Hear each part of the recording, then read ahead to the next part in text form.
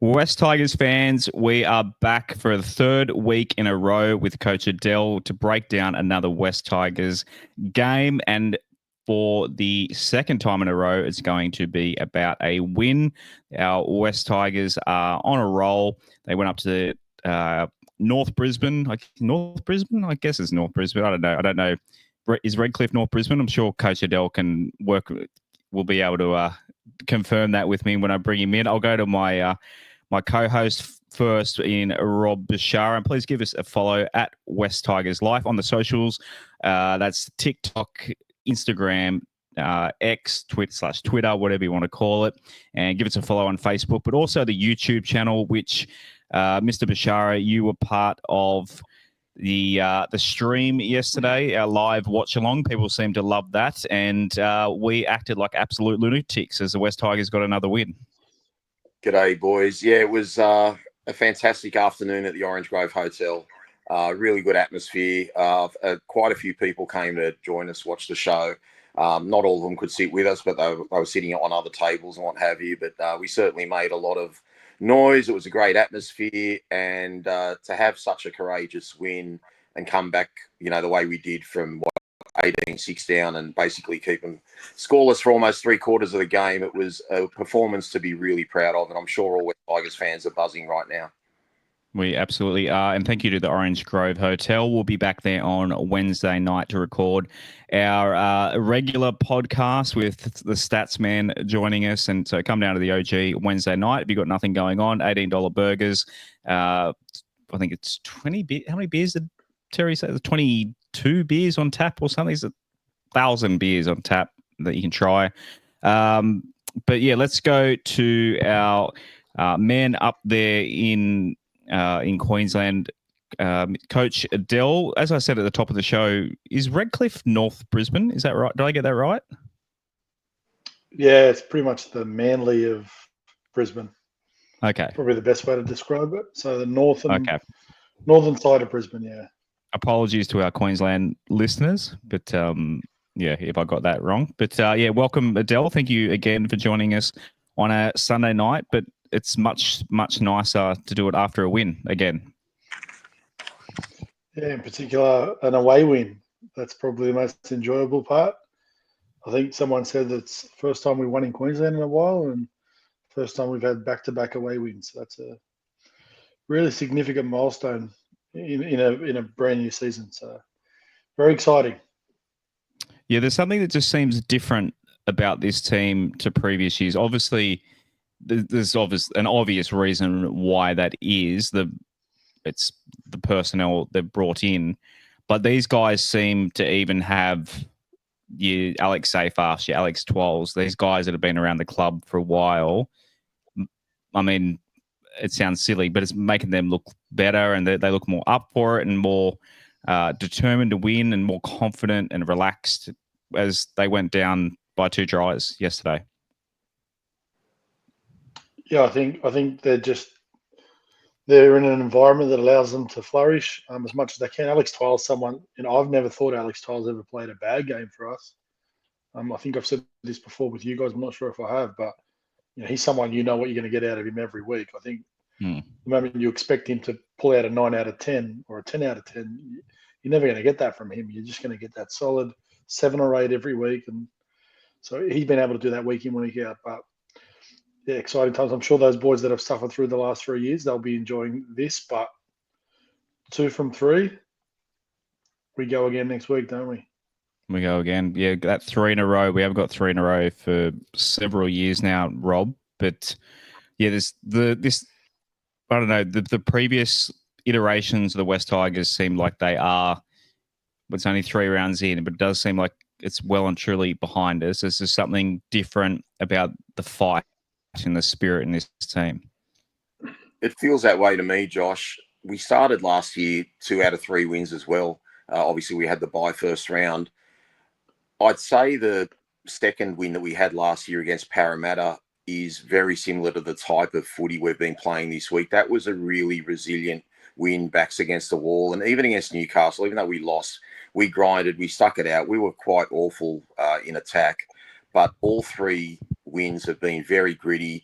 There seems to be just a united front from all the players. I keep saying defence is attitude, and I think we've almost got the best defence in the comp. You guys could probably look it up. I don't think yesterday was the most lowest amount against. Of points lowest against. So what's that about? 20 something points? What is it? 32 points in 3 games. 36, I believe. It was, 10 Newcastle, 6 and 18. Yeah, 34. Anyway, whatever it is. Look, it's just great to see the boys really ripping in. Yesterday, I thought they had every right to not want it if they didn't want it. It felt like it was one-way traffic in terms of the home team. It felt like a game we weren't meant to win, but the boys literally grinded it down. And honestly, having rewatched the game again late last night, I felt like even though a few players from the Dolphins kept trying, I thought we broke their spirit. I actually thought we broke them down, and they're like, man, we can't get rid of these guys. Like our West Tigers were the Terminator. They just couldn't put us away. And it was a brilliant performance. And, we get emotional watching the game and we get excited, but it's something different. I still think depth can hurt us if, the next man up doesn't step up.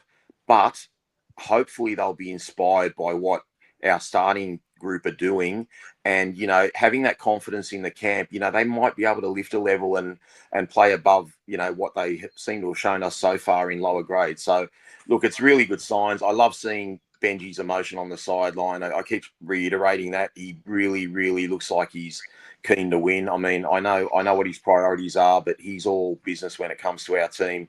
It's just a really good time to be a Tiger. But like last year, we are 2 out of 3 wins, but I feel like this year is different. One little sort of caveat I will put on it. I think the first 4 rounds are teams that we should have been able to beat. So theoretically, I feel like we had a bit of a soft start to the year. So to at least get 2 wins out of 4 is wonderful. Hopefully it can be 3 out of 4. And I'm really hoping that, I know people have got work on Monday and school kids, got school on Monday morning, and we've got a late 6:15 game at Campbelltown, but I really hope we can pack the ground out next weekend. 100%. Adel, Rob mentioned Benji, and obviously you've said on this show the last couple of weeks you're a huge fan of Benji and believe in him. What have you thought about what Benji has done in this Dolphins game? It was kind of similar in terms of interchange kind of strategy and that sort of thing. But do you think is Benji strategically doing anything different as the season goes on, or do you think he's kind of found the right tactics? Well, before I start on that, a bit of a disclaimer. Anyone who hasn't gone out and watched the Craig Bellamy doco they've done on Stan, I think it's on Stan. My brother told me this the other day, actually. Yeah, there's a lot of talk around Benji's thing coming out last year and talking about family before football. Craig Bellamy emphasizes it even more in that documentary and comes out and says to him, family comes before rugby league for every player and everything. So it's funny how in a different scenario, different type of coach, different club, it hasn't been pinpointed as much as it was with Benji last year. But a bit of a disclaimer there. The thing I think people don't understand as well about coaching at that level is, and the reason why you would have seen Benji down on the sideline during games at that level for some reason, and it's probably something for me to grow as a coach when I'm coaching my teams, is you give a lot of ownership to your assistant coaches. So during those games, Benji will be overseeing it and sort of rolling his own sort of instructions on certain things, but I don't think he does the interchange. It doesn't seem to me like he does the interchange. Brett Hodgson's on the field doing the attack. I think Benji must sort of observe the attack from off the field, and then John Morris does the defense. The biggest person you want to give credit to on the weekend is John Morris, because you could see the adjustment to our defensive, or the adjustment to our defensive attitude at halftime was significant. I actually texted Rob at halftime and said that to him, that there's got to be an adjustment defensively of what we're doing. Strategy-wise, mate, I don't think, listening to his press conference, I don't think necessarily it's about football for him right now. And when I say football, it's about the X's and O's. It's about the commitment, the effort, the ability for the players to do their job in big moments is what he emphasised. And then obviously having that touch of class that Appy's given us in the last couple of years, and Galvin has been there for us, but having that extra couple of players this year and Dream at fullback, I think that's what he's fighting the promise at the moment, but there's a lot more to build on. Yeah, Adel, just what were your overall thoughts of the game? Just let's just get into this now and break it all down. Give us your views. Just give us your thoughts on the overall game, and then we'll probably delve into the first half a little bit and go through some of the tries, and maybe you can break them down and see what we did right and what we did wrong on their tries and our tries. I thought we started slow. I kind of expected it. I did say in the tip sheet that I sent you guys, I thought the first 20 minutes were really important, that we had equal share of possession. I still stand by what I said last week about the preparation. I don't like the fact that, we land in Brisbane inside 24 hours to when we kick off to the game. I just don't think it's ideal, especially at this time of year playing in Brisbane. And it's not I know you guys in Sydney knew it was a 5:30 game. It's actually a 4:30 game up here. So time-wise, it's a 4:30 game for them. So it's a bit warmer in the day. The Queensland heat is different to Sydney heat. It wasn't as hot temperature-wise up here, but the sun and the humidity hits you so hard. You kind of need that day to adjust. And I just think that they can be a bit better prepared. And that's why the emphasis on that first 20 minutes was to have equal share of possession. It didn't really matter what the scoreline looked like. It just, you didn't want to be on the back of, them having 65% of possession. We knew they were going to have the penalty count and get a lot of the calls early in the game. So we needed to be that we weren't out of juice. Defensively, our systems broke down early on in the game. We'll emphasize that on each try. Basically, every try they scored, it was a defensive breakdown without knowing exactly what they're coached to do. But it looked to me like blokes broke the defensive rules that you should have in and around teams, and that's what created some of those opportunities for the Dolphins. But the first try also came off the back of allowing them to roll through the middle of the ruck. I think the play the ball speed, I checked it at halftime, was like 3.4 seconds for the Dolphins. I think it ended up being up towards 3.6, I think it was at the end. So, quite a difference. May not seem that, but quite a difference to what it ended up to what it was halfway through the game.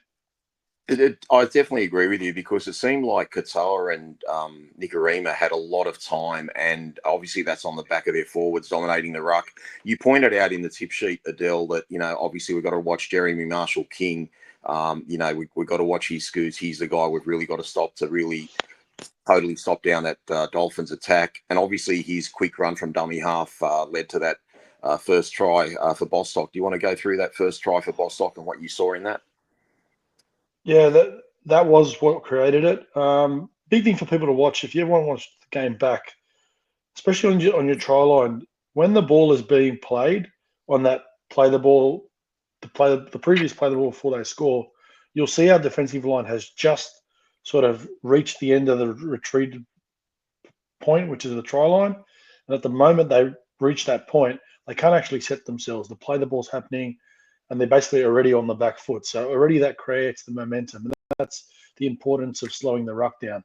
In the back end of the game, you'll see that when they attacked our line, we were able to get to the line, get ourselves set, even adjust a little bit, and be able to come up off our line a little bit harder, which takes a little bit of their time away, and they can't play on the front foot. That first try, they were actually on the front foot. A big question mark this week is going to be something, I'm sure they're trying to work it out at training, but that's twice now. It happened in the Newcastle game. I don't actually recall it happening in the Parramatta game, where our right centre has decided to jam in and the right winger has sat back. So it's one of the two. It's either Stafford is doing the wrong thing by jamming in on what we call their tail runner, and if he's supposed to hold, but he's made a decision to jam.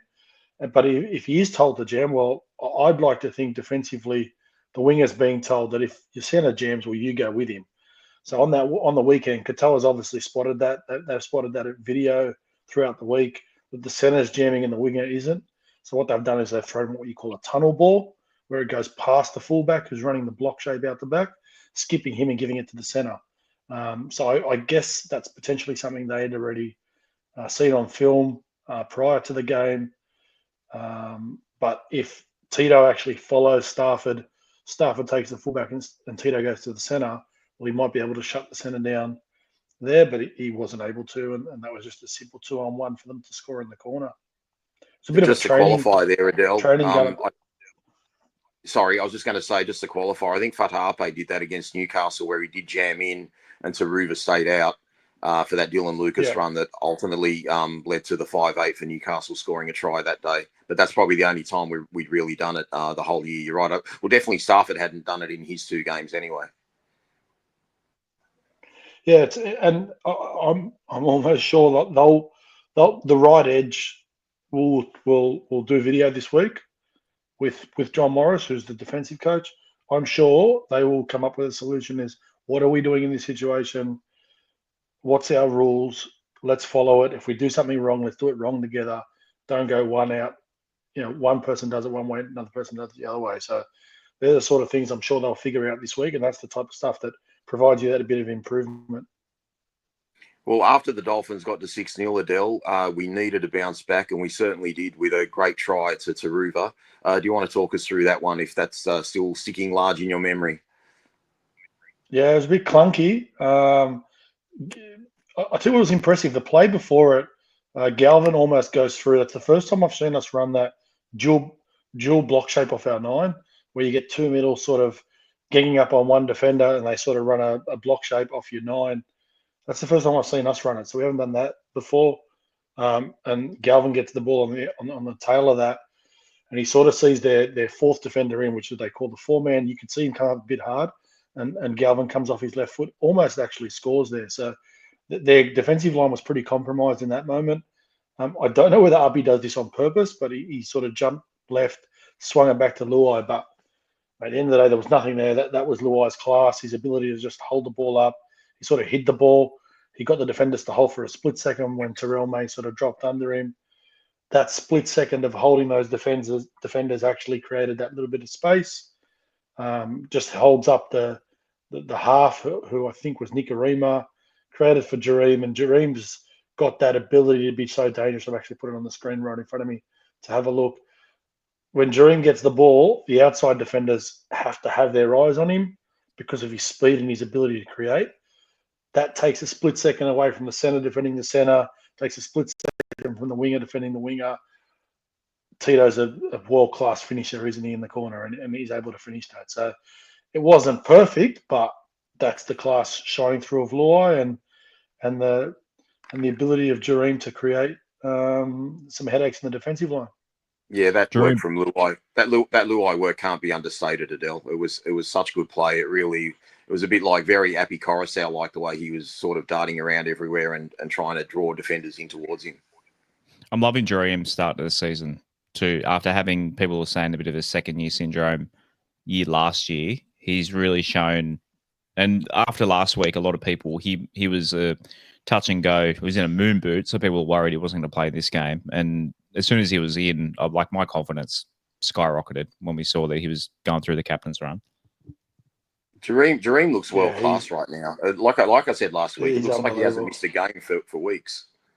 He's just playing out of his skin, and what a great way to start the season. Because let's be honest, last year he was a little bit down early in the season. He only regained his form pretty much, the start of the second half of the season before he got injured. So it took him a while to get to his straps, hit his straps, I should say. But he's really started. He's been one of our best players in both games he's played.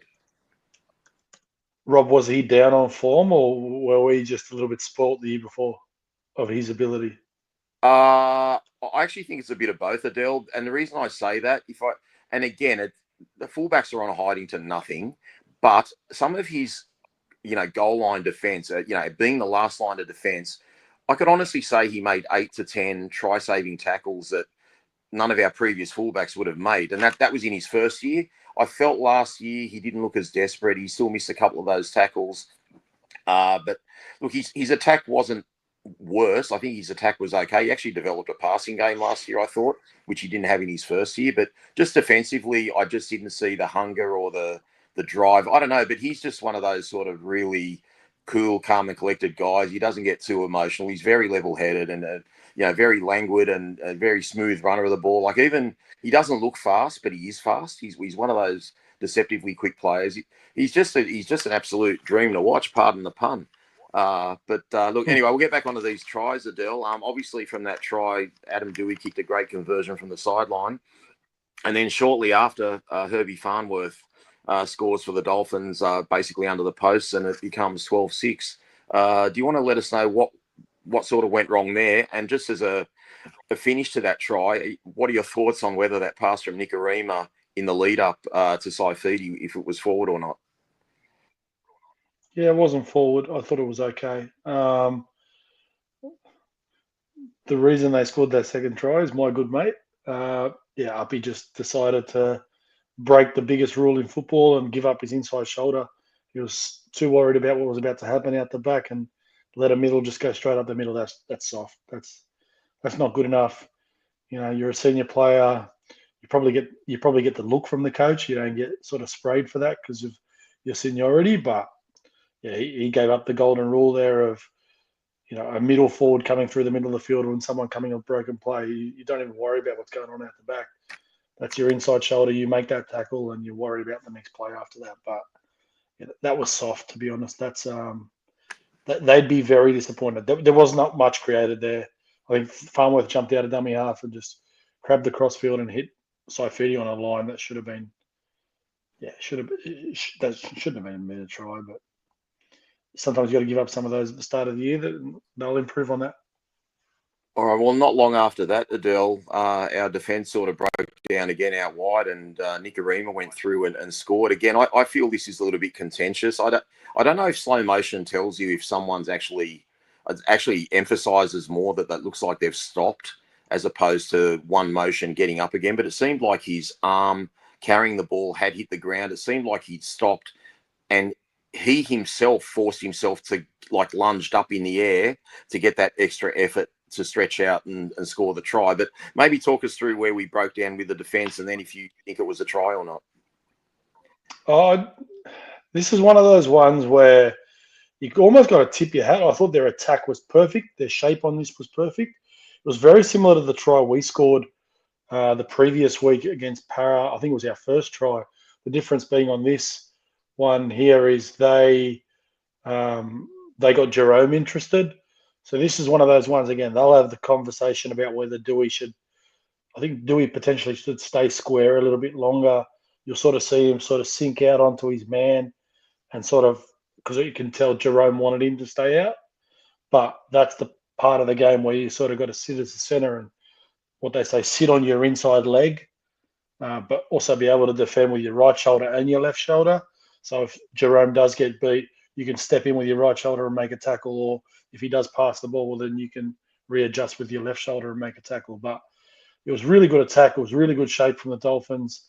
I think potentially maybe Jerome took a step in too far on that lead line, but that was just really good attack. Sometimes you just got to tip your hat to the opposition and sort of early on in the year, what you want to do is recreate those scenarios at training, run those sort of plays because they're very similar plays that a lot of teams run. The Broncos run that same play, so we play them in 2 weeks. They run the very, very similar play for Reece Walsh playing that tail line. So what you want to do is recreate that at training as much as you can now and sort of come up with the solutions on how to defend that because as much as I say now, it's really good attack. You've got to be able to figure out how to defend really good attack. So that's one of those things early in the year while you recreate those scenarios and say, okay, they got us on this occasion. The next time around, what should we do?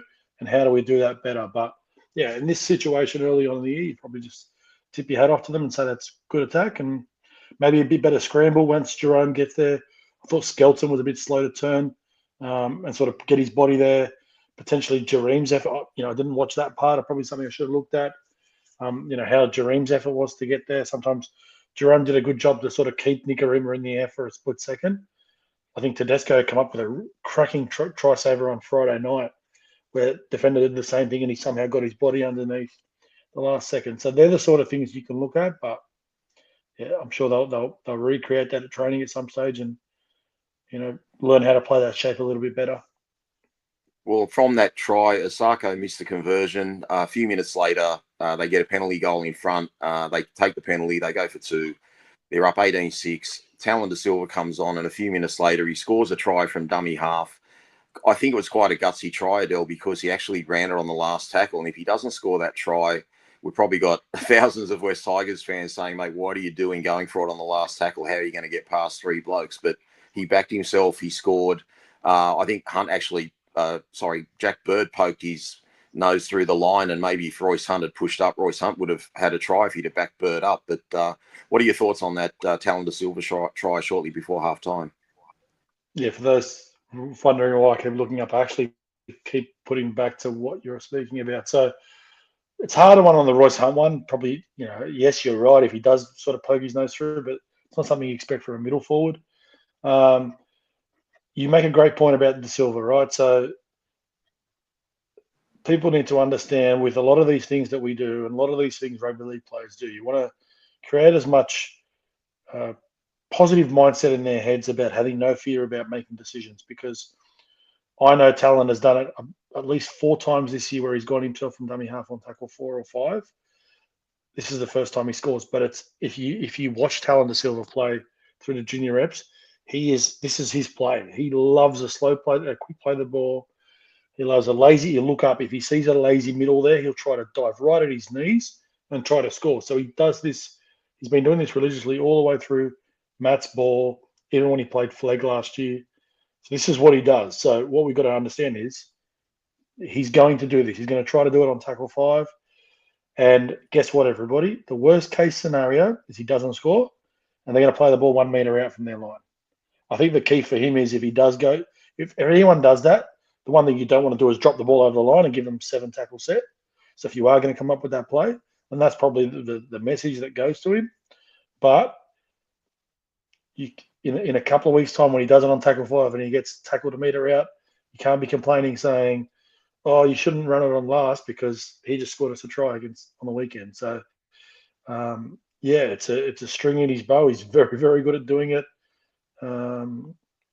Some hookers are just really good at getting out of dummy half and scoring those tries, and he's someone over time is going to get even better, and he's going to score a lot of those tries.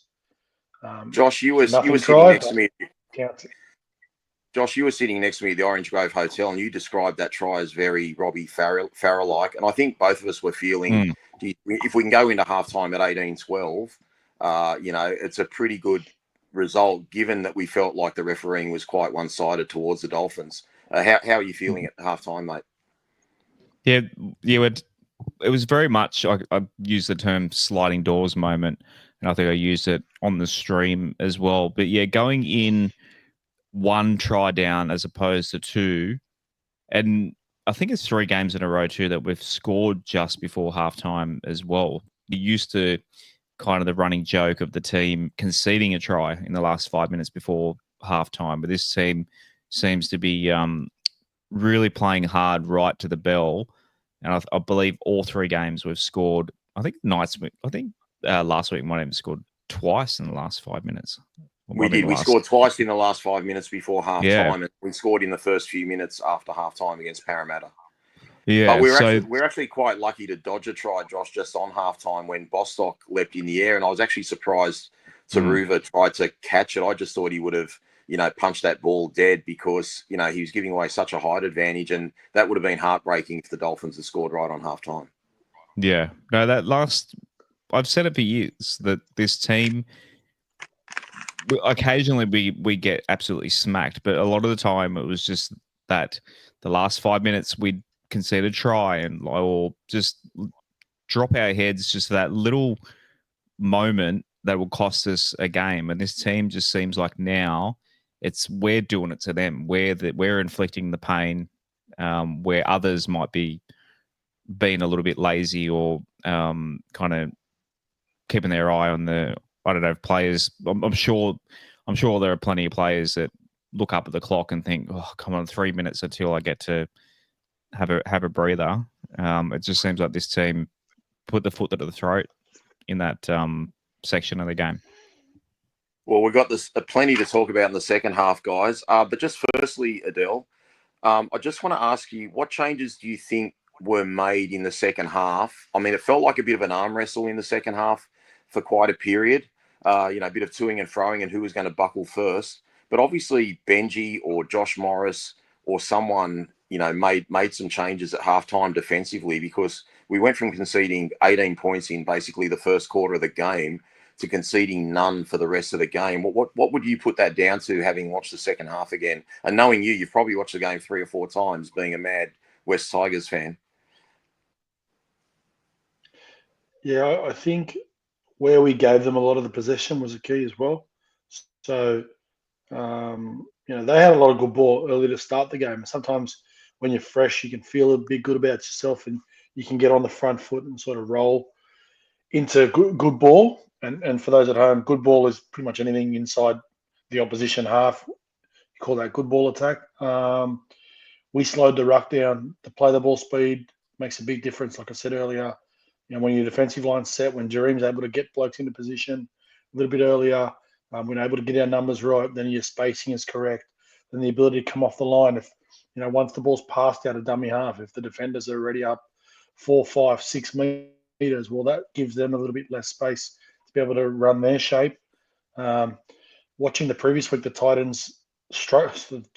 Dolphins struggled against the Knights because of the fact that the Knights had really good line speed. And, the Dolphins are very much a team that run their shape sort of pre-line if you don't give them fast play the balls. So that means as defenders, you can sort of not just defend one player, you can defend multiple players. So if a lead line runs on my inside shoulder and they pass the ball a little bit earlier than that and the ball goes out the back, well, I can hold this bloke and then also go defend and help somebody else. So that's what we were able to do in the second half. You could tell there was an emphasis on that at halftime. There must have been a bit more clarity on what to do. When Dewey went to the wing in the second half as well, a couple of times he made some really good decisions to jam on the wing. So it looked like potentially the decision was wingers can jam, but not so much the centers. Again, that's just an observation I'm saying. I'm not necessarily saying that's what was said, but that looked like to be the observation from my end. I think Dewey, there was one time as well, Jerome made a really good decision to jam on, I think it was Nicarima, Yeah, I threw think it one of past the the half. ground. I can't remember which half it was. One of them. Yeah. Yeah, on Nicarima. So, there were some important decisions made. The question mark becomes if those passes stuck to hand, what was going to be our reaction to that? But yeah, slowing the play the ball down makes a big difference defensively. At the moment, the play the ball gets slowed down. If you can't defend your try line or defend team shape in that situation, you're going to struggle. I just watched the Raiders play the Sea Eagles tonight, that first 15 minutes. There was a reason why someone went to the sin bin as well for Canberra, because all they did was really hold them down for a long time. They gave away a lot of set restarts, but I think that was the philosophy, is don't let them sort of get any sort of quick play the balls. That's why, again, on the team sheet, I sort of said it early in the game, give away some set restarts if we have to make sure they don't have any quick play the balls. And that's what I'm a little bit critical of that first try. Just give away the set restart on tackle 2, tackle 3, even if you have to. Just don't give away the try. But that there had to be an adjustment and a focus around what the decision making on the edges was at halftime for sure as well. Before we get onto the Taruva try, Adel, was there a moment in that second half when it was 18-12 and there was a lot of toing and throwing that you thought this is the turning point? Like, I mean, obviously Taruva scores and we get to 18 all, but was there a moment where you thought, because it looked like the Dolphins just kind of couldn't put us away. They actually declined a kick for goal almost right in front. They also declined a penalty shot from close to about the 40-metre mark right in front, which I know Osaka's not a long kicker, but, I mean, he had a strong wind behind him. He would have got the distance easily. But was there, in your mind, was there any particular moment that might have turned the game a little bit before Taruva scores a try, if you're thinking back on it now? Yeah. Well, I think we actually score straight after it. They have some ball down our end of the field, and I think it's Ray Stone. It might have been drops the ball right on the try line, and it was right on a set restart for them. So they had just got a set restart on our try line. That's right. I think it was going to be their third set, and he drops the ball, and you could tell. And this is the Jerome Luai effect, and I'm not going to keep talking about this, but it's important to understand the celebration of being able to hold a team out for a team confidence-wise is really important, because if you're able to hold a team out, especially away from home, the second half the Dolphins had the wind, things were not going to get easy. We weren't getting a call going our way. If you can celebrate those moments, and you got those players, and Taruva does it all the time as well. If you can celebrate that, it all of a sudden turns into a celebration, not a relief. And the difference from that is it's like, oh, thank God we stopped them this time. Not so much, that's right, we stopped them. It's the mentality, it's the attitude of, yep, we stopped them. They're not coming through. To, dare I say, in the past, it looks like it's a relief that, oh, they dropped the ball or whatnot because they're coming again. We know they're coming again. We've got to be able to absorb it. Whereas the confidence of being able to say, no, we'll celebrate the fact that we just stopped them. More so. I don't think we scored straight after it. I'm having a look at the times on that, but yeah, we didn't score straight after it. But that was an important moment. I think if they go to 24-12, it's because that would have been under the post or right next to the post, it would have been a different ball game. Yeah, it just So I'm seems going to say like that would be the moment. Jerome sort of tapered back his individual play a little bit and really focused on getting the team around. But there's so many things, like you're saying, you know, it sounds like a bit of a corny word, but you can't measure the manalytics enough of what Jerome Luai brings, you know, and everything. Like you can see him, like while you're watching the game, you can see him talking, pointing directions, you know, you go here, you go there. He's really trying to organise. And I just think this attack is a work in progress. You said last week, like our attack wasn't even at 25 to 30% when we scored 32 points against Paris. So I just don't think our attack's going to be where we want it to be for a while. And the fact that we've won 2 games out of 3 with the attack not being as smooth as we'd like it to be is such a positive for us. But anyway, let's get on to the Taruva try, mate, because I want to hear your thoughts on that. Josh and I were having a bit of a chuckle about, I think I might have said at the time, Josh, that Taruva was like juggling that ball. He ended up grounding the ball like he was carrying a baby. We had a bit of a chuckle about that, Josh. Yeah, Taruva, Adel said it before, he's just such a good finisher. It's those little moments like that where, yeah, it's just the difference, that split second that he gives himself to, just such a burst of speed with his athleticism. And he just knows how to find the line. It's just such a luxury to have someone. And for years we've watched, and it's not to take away from some of the wingers we've had in the past, like David Nofaluma, for example, scored a lot of great finishing tries for us. But yeah, Taruva's just, he's up there, one of the best wingers we've had at this club in terms of, especially in terms of finishing tries. He's just unbelievable. And Well, Adele, I will have a crack at that one, Josh, because the difference also for Tito is he can finish tries, but when he carries out a yardage, and I'm having a dig at previous wingers here, he runs straight, he runs direct, and he finds his front. That's the difference. Adele, that Taruva try, mate. I want you to talk us through that try, and I want to know if that pass from Lockie Galvin's $1 million pass. No, I think you're over exaggerating that the tag, but it was actually the start of. Look, I'm allowed to be harsh on Uppy. Uppy's first spell was poor, was really, really poor. It was the start of his second spell, because if you go back to it, he actually played a second receiver on that play, and he actually holds up, has a double drop and holds them up a little bit. So what that does is, again, it strips their numbers a little bit. So when Lockie gets the ball, that's why they're so short.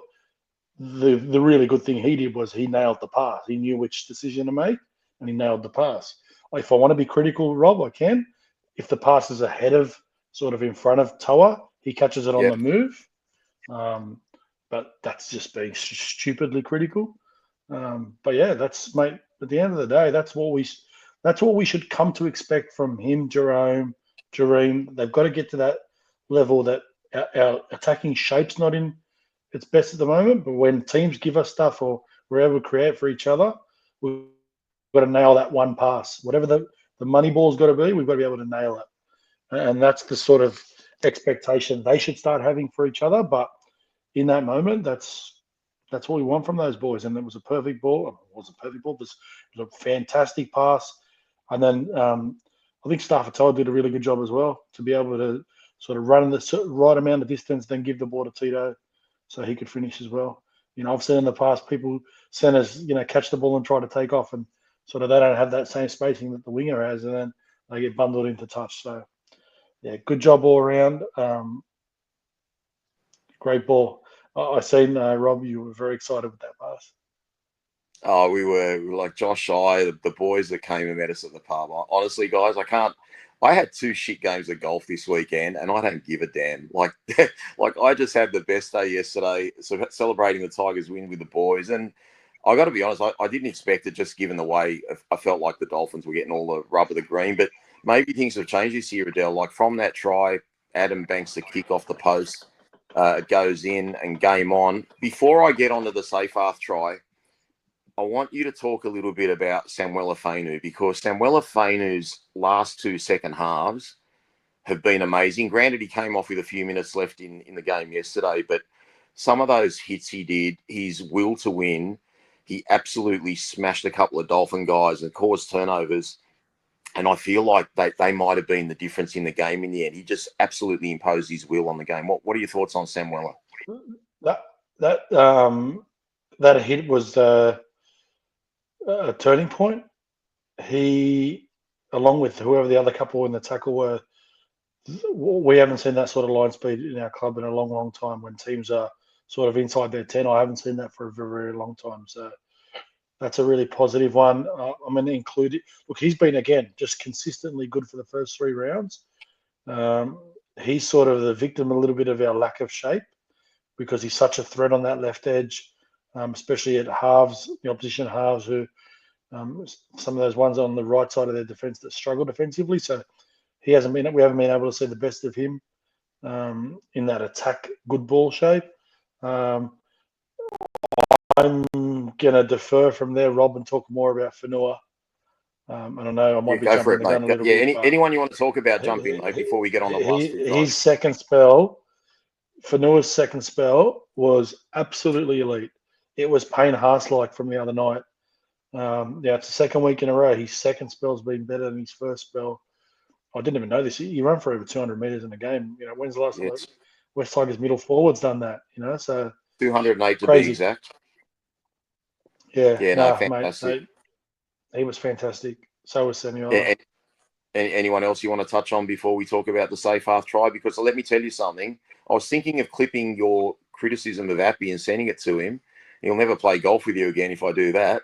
But I got a feeling you're going to lead into some high praise of what this inspirational captain did. But talk us through this Seyfarth try, because honestly, the work Appy did in the lead up, this is what I expected through the whole game. I just expected him to craft his way and sort of basically play chess with the Dolphins defense until the time was right. And anyway, I'll let you talk it through, but if there's something I feel you missed, I'll jump in and add to it. Again, we're speculating sort of what their mindset is, but to me, it almost looked like he had enough. I feel like he was deferring a little bit in attack, especially inside that 20, where it's his strength. And I just felt like he had enough of, some of the poor shape we're running, because we haven't learnt that shape. And Benji said it after the game. He said we didn't really score off anything we've practiced. A lot of our stuff has just been off the cuff. And then some individual pieces of brilliance is basically what Benji said. I think Uppy said enough's enough. Let's penetrate this middle of the field, because the Dolphins are very one-dimensional. Their whole forward pack plays the same. I won't say it looks the same, but has the same body type. There's no one there that's going to really dent you in attack, but also in defense. No one really hits too. I mean, Felice Kafusi's not too bad, but I think he thought you can wear them out, because we just kept turning ourselves back on the inside, or just Twali just took a simple carry. That must have been a plan. And I actually said it in my tip sheet about Max Plath on that edge. I don't think we attacked him enough. And if you go back and watch the try, Max Plath does not even touch Seyfarth. Like, he just almost lets him run straight past him. He's someone that's comfortable and used to be defending in the middle of the field. So very big defending on an edge that it needs defending in the middle of the field. But Adele, I class. don't know if that. I don't know if that crash play works if Appy doesn't shape to grub a kick. And for Appy to shape the grubber kick and in not even a half a second just to get that ball to Alex Seyfarth the way he did, I think perhaps those defenders might have just dropped their guard a little bit and relaxed and were waiting for that grubber kick. And like half a second later, Seyfarth got the ball and they're like, shit, we've got to tackle this bloke. And Seyfarth crashes open. So I just think that deception from Appy really made Safe's work easier. And I said, like, if Appy goes about his business the way he normally does, he makes every forward on our team look better. Yeah, and that's what I said. I thought he started to defer, and it almost seemed like he had enough. I will say this: clip that try, and then watch it again. And I guarantee you, in the next 3 or 4 weeks, we're going to score a try in the same situation, but either Jerome, Jareem, or Lockie will be on the back end of it, because you'll see the space it creates outside of safe half. So teams are going to look for it now on both sides of the ruck. And I reckon next time Appy will dummy, will look to play short, and he'll throw that no look out the back next time, and there'll be space there, and someone will attack that space. So clip this up, and I guarantee you we'll score a try where he'll double bluff them with the play. And that's his strength, his ability to be able to see things that we can't see. I think he got him twice for being offside at marker. They're the sort of impacts that he has in our game that people probably don't understand as much. And at the end of the day, when you're the opposition, you've got to show so much interest in him that it's going to start to create some other ways. And then the moment you stop concentrating on him, he's going to pull your pants down. And that's what he did. And look, Adel, we've got to get onto this last try. It's an absolutely brilliant try. I think I've been bragging for the last 12 hours that I called it on the live stream, because obviously we'd like the field goal to get 7 points ahead. But you think about it, we're going to have to kick a field goal into the wind. So unless it's point blank, it might not, we might not get it. And if it's point blank, there's chances the defenders are going to rush up on you.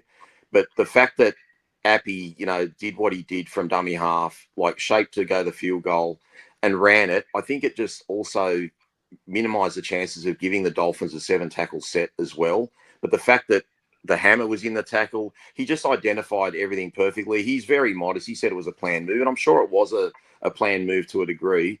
But what about the brilliance of that try and that massive left foot step after he got through? It was just brilliant to watch. And when you've finished telling us about that try, I want to ask Josh how he thought about it as a fan and what we all thought about it at the OG.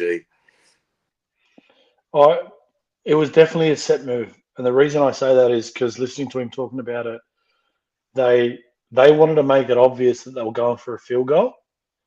And he said very clearly it was on tackle 3. So that if we didn't score, there was 2 more tackles and you could have actually had a shot at field goal. So you could tell that, to me, that had Benji Marshall written all over it. That's the sort of stuff that Benji and Robbie used to come up with. So that, to me, 100% was a set play. Where it worked for us really well was the hammer made the tackle.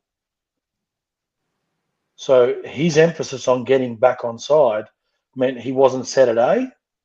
So that the moment he jumped out, and everyone's going to learn a little bit about me now. I'm so glad the bloke he stepped was Tom Gilbert, by the way. That was outstanding. Just absolutely. I was calling him broke Russell Gilbert. His ankles in half. Mate, that bloke, the way he was giving it to our players, Adel, like, I built up a hatred for him within the game that, like, he makes Cam McInnes look like a male model.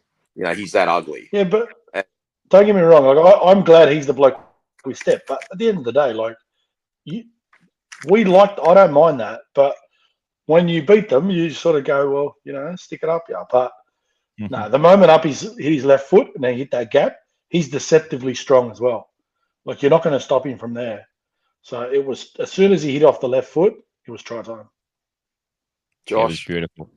We all went off like idiots, as we do. You obviously, I followed your advice. I followed your advice on the show Wednesday night. You picked that he was going to score a try, so I got a win in the Caulfield Cup that Arvo. So I loaded up on Appy scoring a try. So I was doubly fist pumping like a lunatic at the end there. Gamble responsibly, but what a moment. One of them. Can I? Because I've watched that clip when Uppy scored. I've watched it. Can I give a shout out to the old mate who was sitting with you, who, when you guys were going berserk, Shane grabbed the beer and moved it out of the way? That was Brandon. Brandon moved the beer out of the way. He moved the beer out of the way so that it didn't spill. That was outstanding. It was right next to the mixer as well that I just paid $400 for. So he's probably saved me there, Brandon. Good on you, Brandon. Yeah, no, it was a fantastic way to finish the game. And look, it's something, I don't know if it's the Jerome factor, Adel, but I find Samuel Afenu is normally a reserved emotionally, like as a player. And Uppy's quite modest too when he scores a try. He's normally kind of, dropping his head and everyone's rubbing his head and giving him a hug, whatever. And he's just very, very modest, very humble. But when Samuela did those turnovers, like the big shoulder hit and forced the ball loose, he was going off like a firecracker. When Appy scored the try, he basically, told the crowd to shush, and he was fist pumping. And I've never seen the boys that amped up, and it was just beautiful to see. It really does feel like a new era. I mean, it doesn't mean we're going to make finals or win the comp or anything like that, but we've really built from the ground up with this group this year, and it's just a pleasure to see. What are your thoughts on that?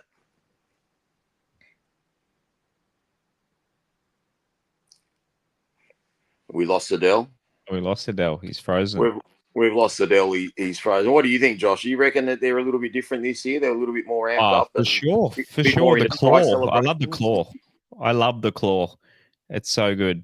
Just like it's a couple of games in a row now and Taruva seems to love it the most, where it just puts the claw up to the crowd. It's the best. I'll see if I can remove Adel and bring him back. Will that help? Maybe. Let's see if he's lining in. If not, we can talk to each other for a few minutes till we get him back. Yeah, he's the star of the show. But yeah, I might mention that if you join the Patreon, patreon.com/WestsLife, a couple of the fellas are in the back room listening to this live. So this podcast is one of the shows that we don't do live. As I bring Adel back in, he's back with us here. We've got a couple of our Patreons watching this one live. They have the ability to do that through the Discord chat. So they're getting a little sneak preview of this show before it hits the outlets, the pipes, the podcast pipes. Adel, we lost you there. I just thought you were just smiling relentlessly. You were literally got a nice grin there on your photo, but it's good to have you back. I don't know what happened there. I thought the cyclone might have hit again, but it looks like it didn't. That was Funua Pole. We were just talking about like how the boys are a little bit more animated in their celebrations from a couple of the reserve guys like Samuel Afena when he did the hit, like Appy. Would you agree with that? Do you think that's something that's like rubbed off from Luai and from Taruva? I think Tito's had a big part in Appy in particular. Don't forget, like they're cousins. Like imagine having, your little cousin who's a ball of energy in your team. I think that'll have a big impact. I think, I don't think Samuel is not. I think that's always been a bit of his personality and character. But we just have never had that sort of reason to sort of G each other up too much. But I think Samuela, it's a part of what he's about. Winning does some wonderful things to people, I promise you. And the more we do it, the more we're going to see of it. This is going to be an interesting week. Without jumping too far ahead, this is a very important week, to be honest. So before we jump ahead, Adel, where do you think now? Like obviously we're sitting third in the competition, Josh? Would that be right? Yeah, third on the ladder. Yeah, I think we're third.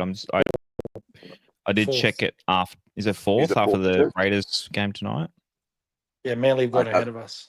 Manly jumped us. Yeah, it hadn't updated earlier when I was looking at it. Call it tied third.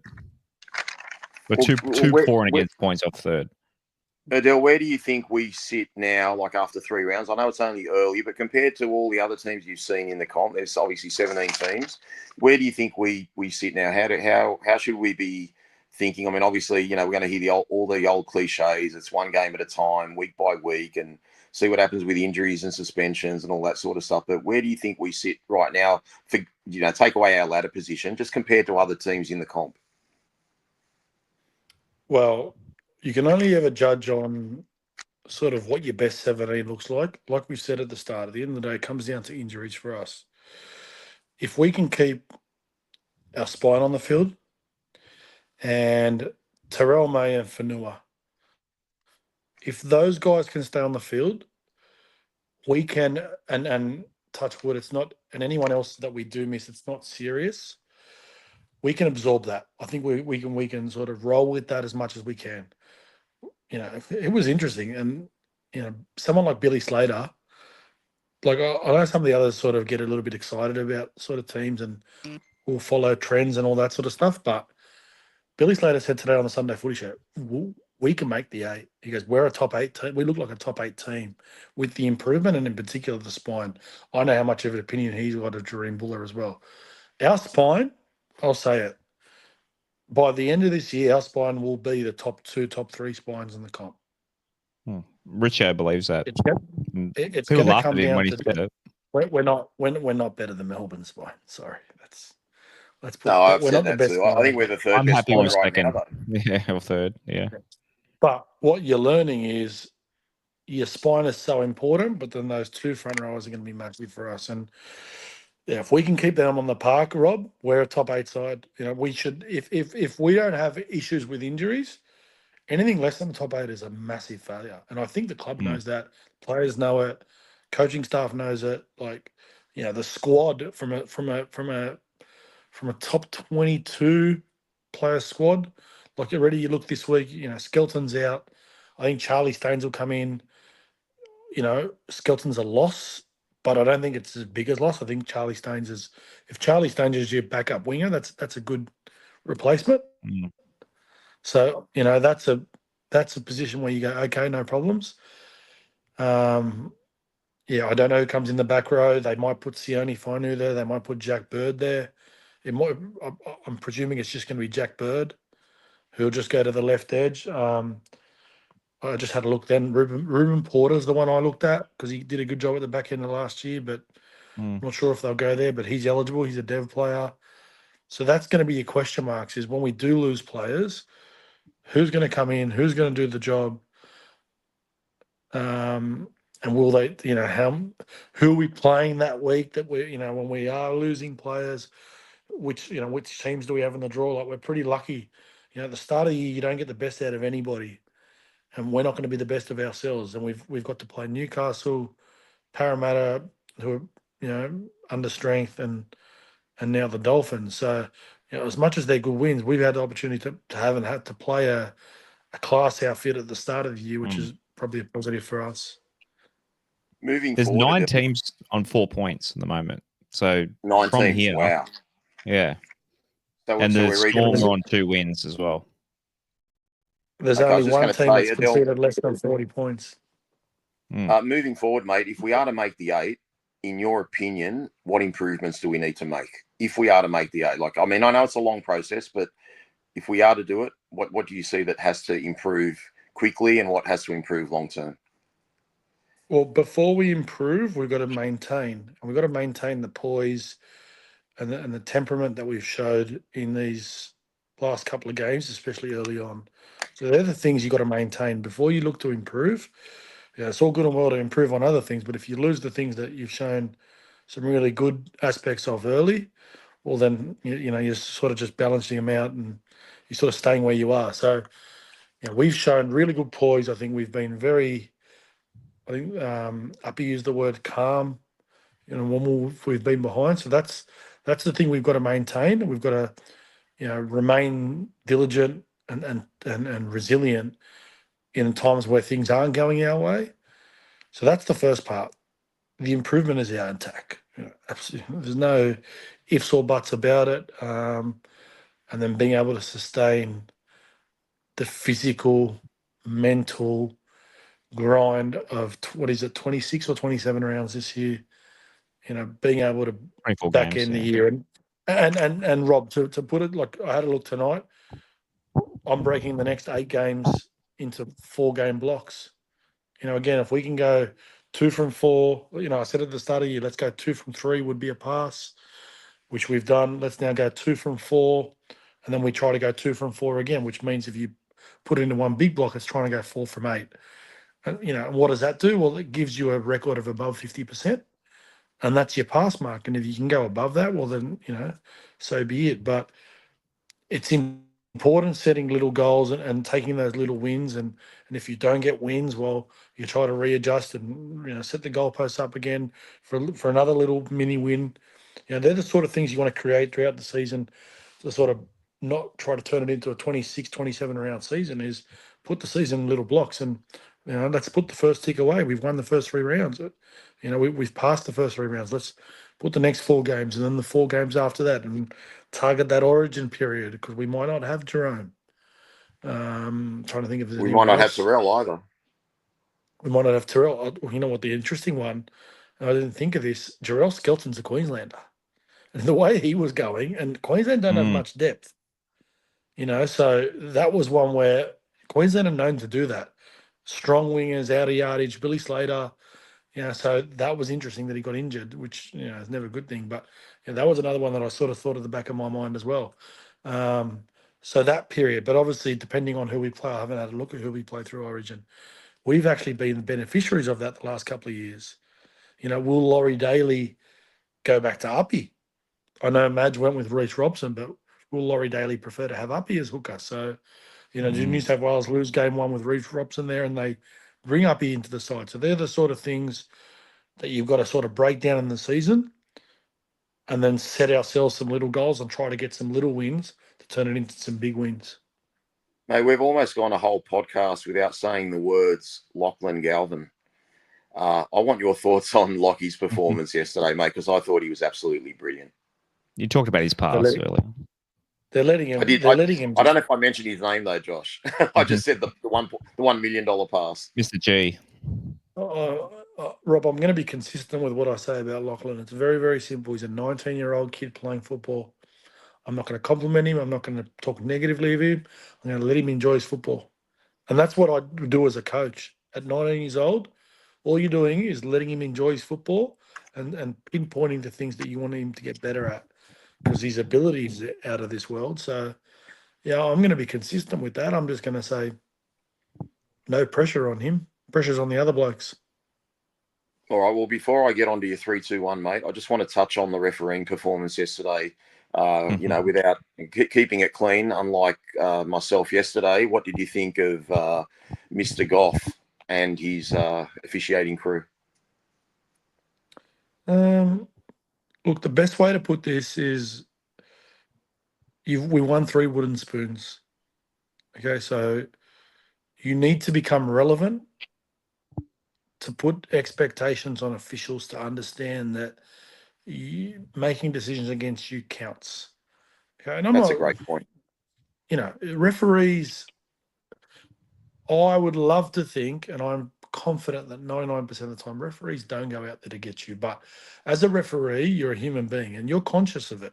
If you make a decision against the Broncos on a Friday night and you make a call against them, it's going to be in the Courier Mail for 3 days. You do it against South, Bulldogs, these sort of big name clubs who have, well, not South and Bulldogs, Penrith, they're going to impact the season because they're teams that are in the hunt. When it's the West Tigers and they haven't been in the hunt for 3 years and they're wooden spooners, does it really matter? Like, does it actually really matter? Like, do they get judged? They might get judged in-house, but you're not going to feel the same pressure externally. Once we start winning football games and we're in the hunt and it becomes the scrutiny comes on referees and they know that if they make a decision, that's going to be the difference between the Tigers making the 8 or being out of 8 contention, and that's going to put them on the back page of a paper. Trust me, there's that little bit of pressure they'll start to feel. So we've got to earn the right to start getting those decisions. That's just the nature of the game. Well, look, I mean, the penalties were 9-7, Adel, but from memory, the Dolphins got the first 5 penalties.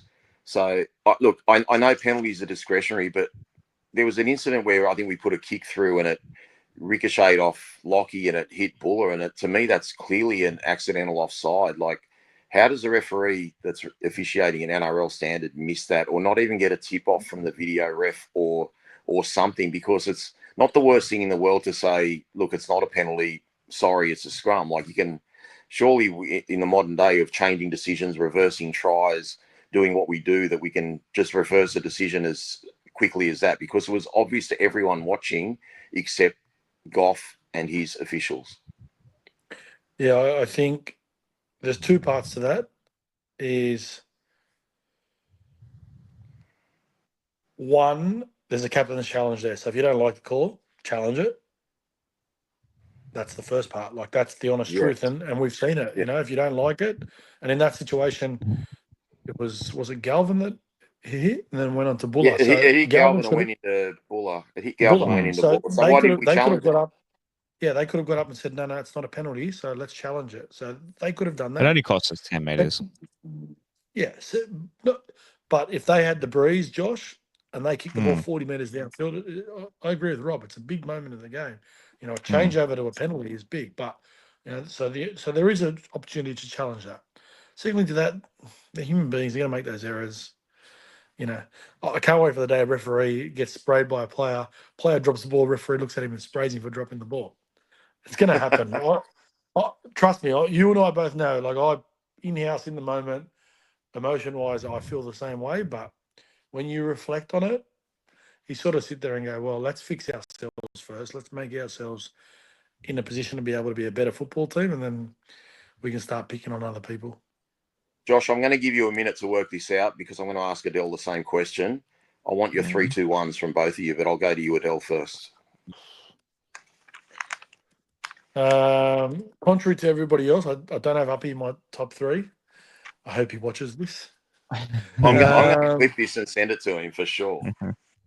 Because he gave you some grief last week, didn't he? He may have. It's a good one. It's a very good one. You know what? You are doing your best Josh imitation now because Josh ponders a lot when he's doing 3-2-1s as well. No, Fanua gets my I just three. pass it off to the stats. Yeah, the back end of the game, Fanua gets my three, and that's I'm being a bit hypocritical. Because now, if you talk about the back end of the game, well, Uppy wins us the game. You know what? You're right. Uppy gets two, and Galvin gets one. But that's one of those games where across the ball, you know, like how do you take Dewey out of that? Like, you know, we haven't talked about this. Adam Dewey's goal kicking. You know what? Huge. He has to be in our team every week now. Like at the end of the day, it does not matter. Like I get it up, he can kick goals, but Dewey's goal kicking is worth 6 points a game at the moment. When you go up in sixes, so. Oh, we lost him again. We lost him. Blackout for Adel again. While he's coming back, Josh, do you want to give me your 3-2-1s? I think we're all going to be a little bit different this week. Yeah, I don't know. Off the top of my head, I mean Terrell May, he didn't even throw in there. He keeps getting points there. Man, it's tough. I mean, Calendar Silva, you could throw a point to. He was awesome in his stint. Yeah, Lockie was good. Jerome was pretty good. I mean, I'd probably go 2 to Taruva, just for his finishing, a few big moments. For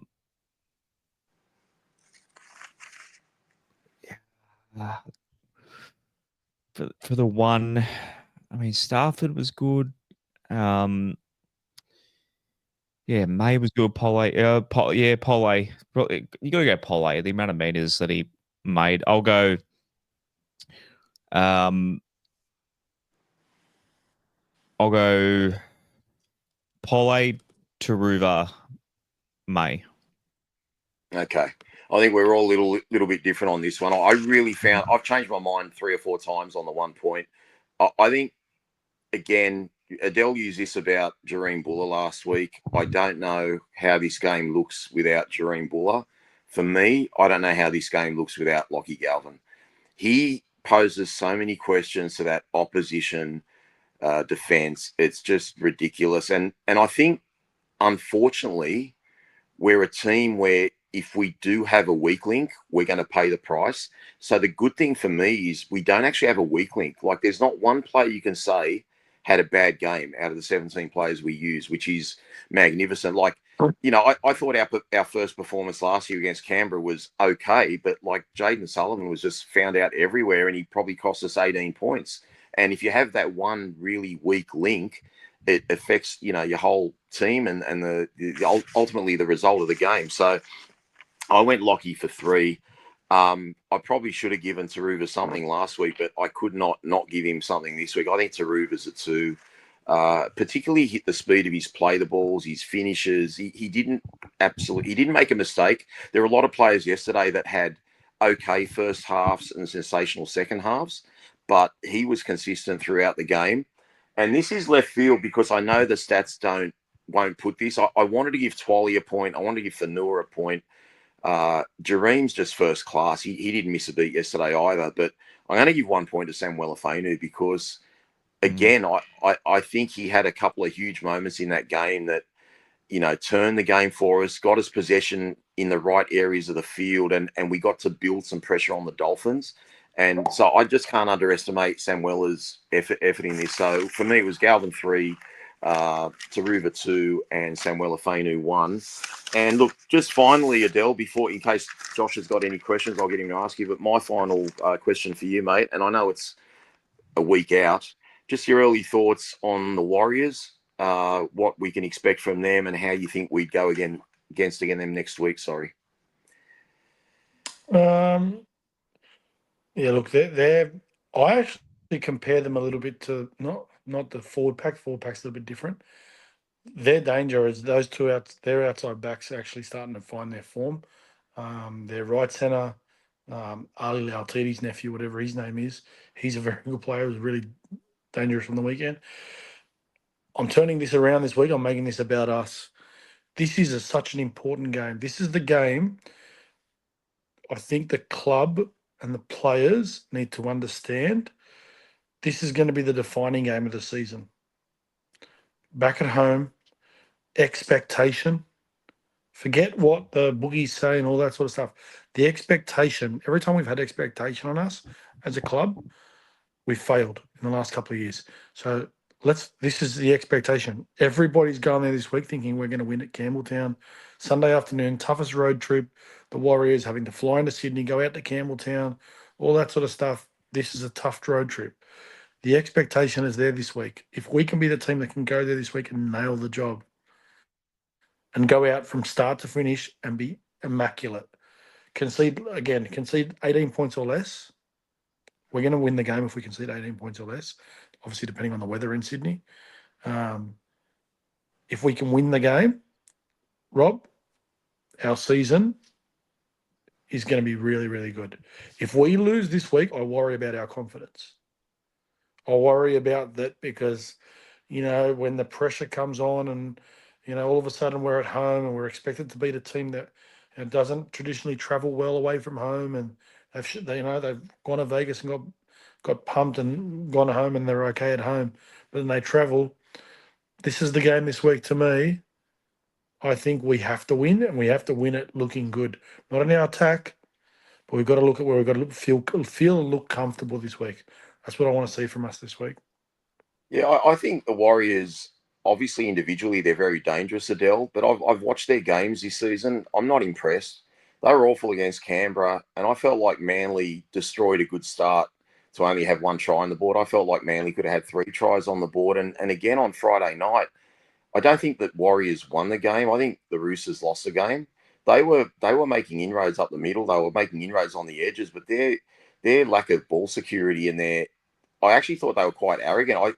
They actually had the Warriors so baffled at times that they were pushing passes, thinking they could get around them easily, getting through them easily, and they didn't need to, push the button so much. And they invited the Warriors back into the game, and they blew all their chances, and the Warriors got back there. And I'm not impressed with the Warriors at all. I'm all, of course, just for the superstition's sake, I'm going to tip the Warriors, but I really think we should win this game this week. I think we're clearly in better form.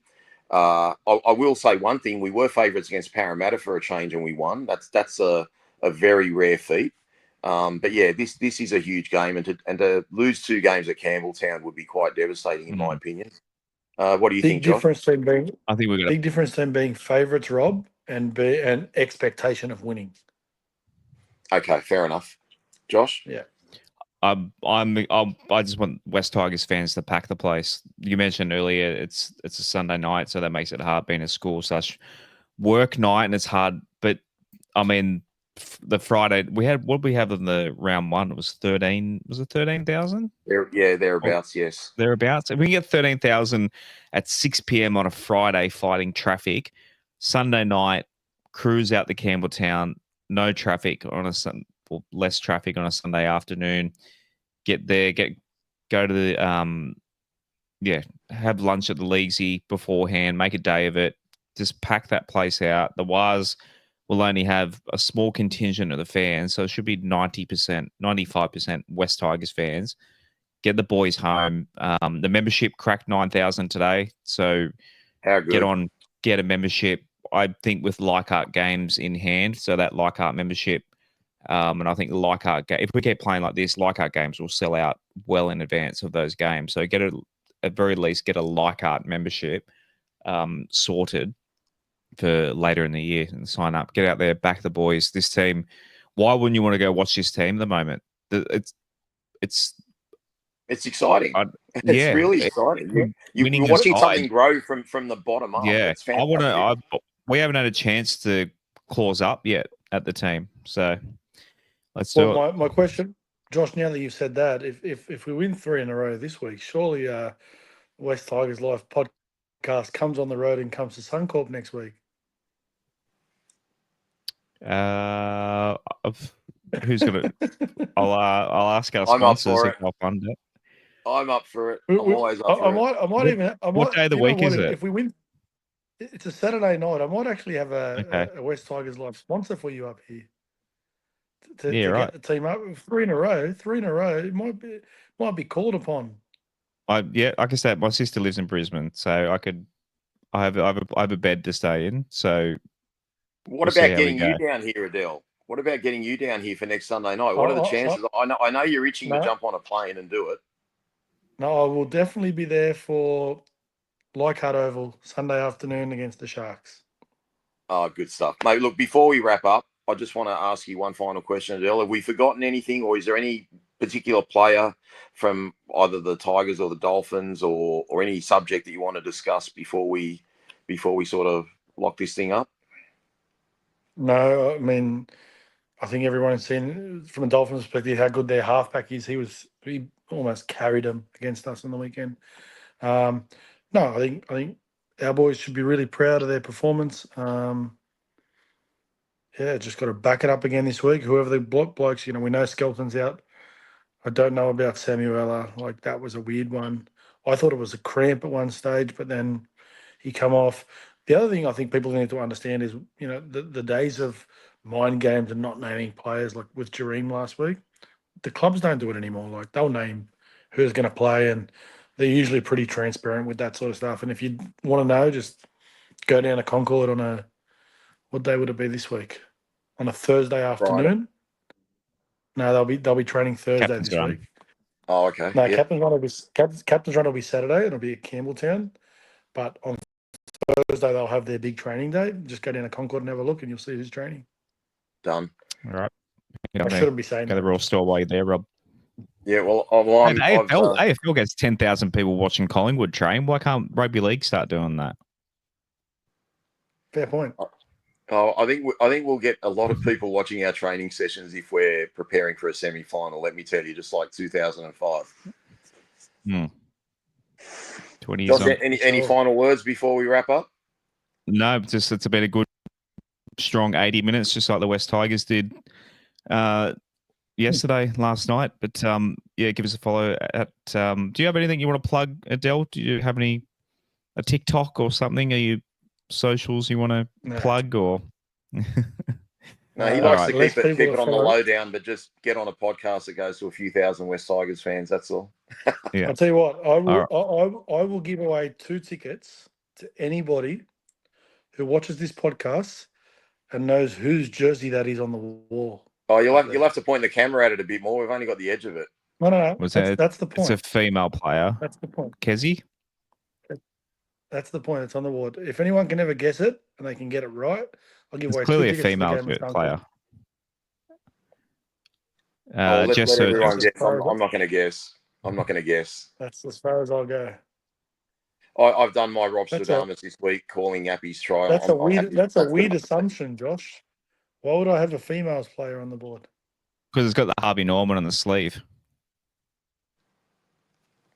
That's a very good observation. Now he's worried. Now he's thinking he might have to fork out 2 tickets. I'll just go through the women's team, guys. And everyone pick a player. It's the 20th anniversary logo as well. So it's from 20. When did we do that? 2019. It's a 2019 Harvey Norman. Not 2019. No, 25 year. Sorry, 2020, which was 2020. Last year. Yeah, last year. That's last year. Female player. Vetty Walsh is my guess. No. Incorrect. Okay. Rob, I'll give you one guess. I'm going to be a bit cryptic so someone else can win the 2 tickets. Does she still play for the West Tigers? I didn't say there was ever a chance to ask a question. No, because I think this player doesn't play for the West Tigers anymore, and I don't want to give it away. Why else would they give away the jersey? Maybe, Josh, maybe it's not mine. That's why. Oh, okay. Well, look, we'll leave it up to the viewers and listeners to have a guess. If anyone can guess it, we'll give away 2 tickets to Suncorp, and they've got to get to Suncorp and pick up the tickets off me because I will be at the game with Arnie Linda. All right. Nobody knows where people can leave their guess, submit your player ratings form. Go to West Tigers or go to our socials, and I've posted up the Google form to leave us your comment of the week where you can win $20 voucher at the Orange Grove Hotel. So in your rant there, if you have a guess for Adel for the jersey, chuck it in that little bit as well. We'll see if any of those come through to win the tickets to the next game or whatever. But and give us your player ratings that we'll read out on Wednesday night's show. So we'll be live 8:30 on Wednesday night from the Orange Grove Hotel to preview the Wars game and talk a bit more about the Finns game as well. But yeah, that'll be plenty of fun. And this was absolutely awesome again, Adel. Thank you again, and we'll see you next Sunday to break down that. I guess, it's going to be late. It's going to be a late night, isn't it? Because it's a Sunday night game. So we might have to call you on the way home in the car or something. Big chance. We'll probably work that out to do that. So. The hour daylight saving works in my favour then. Yeah. We'll quickly get home, and hopefully we'll be home by 9 o'clock, Josh. All right. Well, thanks again, Adel, and we'll see everyone Wednesday night. Sounds good. Cheers, guys. Go the Tigers. Thanks for listening to another episode of the West Tigers Life podcast. You can join us every Wednesday night live at 8:30 p.m. from the Orange Grove Hotel. A big thank you to Orange Grove Hotel for their support, as well as iChoice Home Loans. If you want to hear more from the West Tigers Life podcast, go to westtigers.com.au. That'll be our link tree, and you'll find links to all our social media, and you can sign up at our Patreon at patreon.com/WestLife. Join us next time on West Tigers Life.